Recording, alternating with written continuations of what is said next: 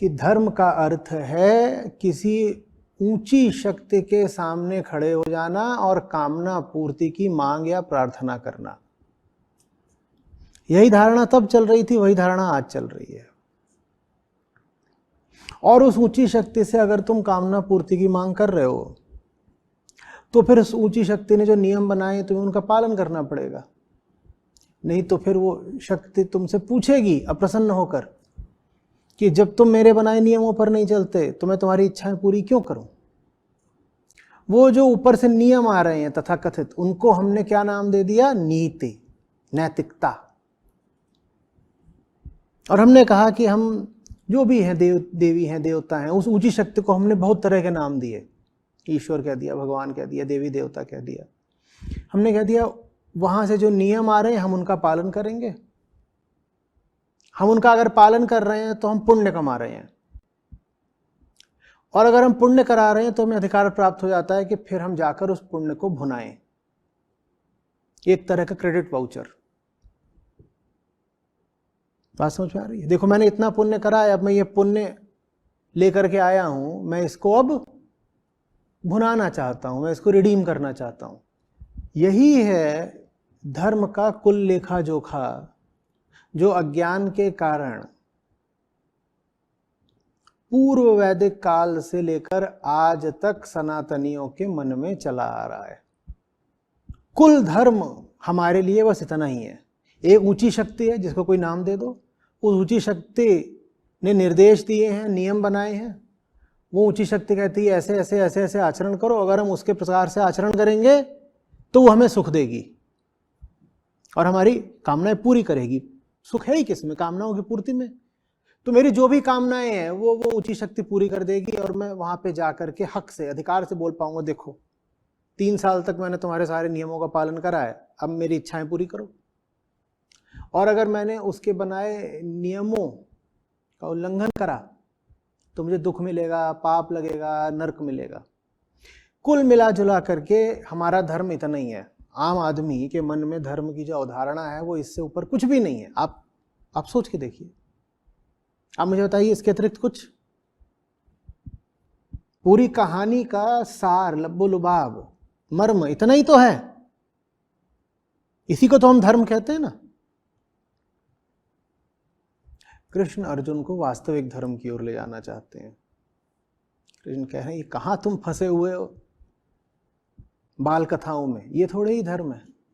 एक ही अधर्म है, मन को कामनाओं पर चलने देना, यही अधर्म है। तो ऐसे धर्म को तुम अधर्म ही जानो जो मात्र तुम्हारी कामना पूर्ति का साधन भर हो।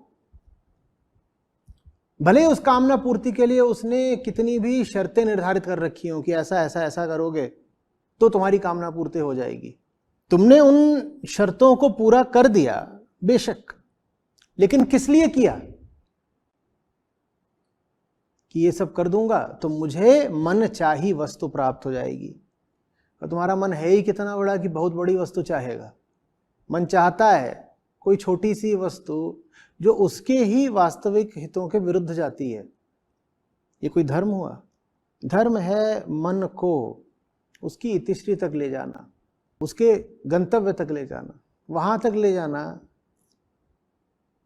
जहां वो लीन हो जाता है, आकाश में समा जाता है, जहां लय हो जाता है, वो गल जाता है, मिट जाता है।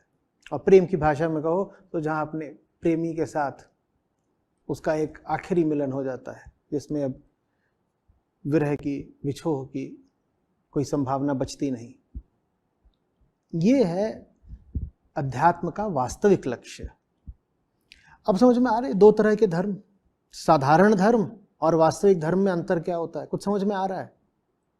साधारण धर्म का लक्ष्य क्या होता है? कामना पूर्ति। और वेदांत का लक्ष्य क्या है? मुक्ति। साधारण धर्म का लक्ष्य क्या है? सुख। और वेदांत का लक्ष्य है मोक्ष। ये बिल्कुल समझ लो। इसीलिए जो ये सांस्कृतिक लोग होते हैं, अब जो जिसको हम संस्कृति कहते हैं, देखो वो किस पर चलती है? वो तो साधारण धर्म पर ही चलती है ना, जिसको तुम संस्कृति कहते हो, वो और कुछ नहीं है, वो तुम्हारे सुख के लिए तैयार की गई एक व्यवस्था मात्र है। इसीलिए जो साधारण धर्म के अनुयायी होते हैं, इनके लिए धर्म और संस्कृति में कोई भेद नहीं रह जाता, क्योंकि संस्कृति का क्या मतलब होता है? तुम्हें ये बता दिया जाना कि कैसे चलो कैसे ना चलो। मन को कुछ धारणाएं मान्यताएं दिए जाने को ही तो हम कहते हैं मन का संस्कारित होना। और मन को क्या धारणाएं दी जाती हैं, किस उद्देश्य से धारणाएं दी जाती हैं? इसी उद्देश्य से कि तुम ऐसा करो तो सुख मिलेगा। अब संस्कृति और धर्म एक हो जाते हैं। तो साधारण धर्म में संस्कृति का विशेष महत्व हो जाता है। वहां मन को संस्कारित करना, कंडीशनड करना बहुत जरूरी हो जाता है। और कोई भी आपको संस्कारित करता है तो आपको सदा यही बताकर करता है, इस संस्कार पर चलो, इस मान्यता को मानो, तुम्हें सुख मिलेगा। साधारण धर्म का उद्देश्य है सुख की प्राप्ति। साधारण धर्म का एक तरह से उद्देश्य है अहंकार को और छूट दे देना, अहंकार का और बड़ा हो जाना। और वेदांत का लक्ष्य है मन से मुक्ति, मन को वहां पहुंचा देना जहां वो अपनी बेचैनी, कलह, क्लेश के आगे निकल करके एक अडिग शांति को प्राप्त करे। ये वेदांत का उद्देश्य है। अभी अभी समझ में आ रहा होगा कि क्यों बहुत कम लोग हैं जिन्हें वेदांत समझ में आता है। कुछ लोग होंगे जो रुचि दिखाते हैं, रुचि दिखाने वाले ही बहुत कम है। उसके बाद जिन्हें समझ में आए ऐसे तो और भी कम है, क्योंकि ये दोनों चीजें साथ साथ नहीं चल सकती। कृष्ण ने हमें बताया था ना, तुम्हारे मन में अगर वेदोक्त काम में कर्मों ने डेरा डाल रखा है कि अच्छा क्या है, बुरा क्या है, ऐसा करो तो ऐसा होगा, तुम्हारे मन में इस तरह की धारणाओं ने अगर डेरा डाल रखा है तो ज्ञान तुम्हें समझ में नहीं आएगा।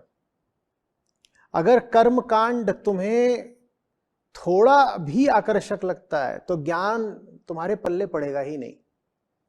तो आप फिर भले ही ज्ञान में रुचि दिखा भी दो, ज्ञान आपको समझ में नहीं आएगा, आप में टिकेगा नहीं। ज्ञान सिर्फ उसके लिए है जो पूर्ण मुक्ति चाहता हो, जो सुख चाहता हो। ज्ञान उसके लिए नहीं है। जिसने देख लिया हो कि सुख एक झूठ है, ढकोसला मात्र है, दिलासा मात्र है, दुख की प्रतीक्षा मात्र है, दुख की आशंका मात्र है, वो व्यक्ति फिर सुख की कामना करता नहीं है। और गीता की अगर हम सुने तो सुख और सुख की कामना ही चित्त का सबसे बड़ा रोग है। जो सुख मांग रहा है उसने अपने लिए घोर नरक तैयार कर लिया। और मन बचपन से ही ऐसा होता है कि उसको चाहिए सुख। बचपन से तो ऐसा होता ही है, फिर उसको जो संस्कार मिल जाते हैं वो सुख की अवधारणा को और मजबूत और गहरा कर देते हैं। हमें लगने लगता है ये बात तो बिल्कुल उचित ही है, बात तो बिल्कुल सत्य ही है कि हम सुख के खोजी बने।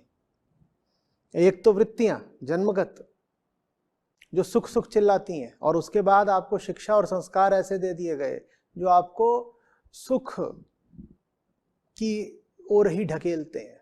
ऐसा नहीं कि सुख मिलता है, बस एक अंधी तलाश, न सुख की आस न दुख का डर,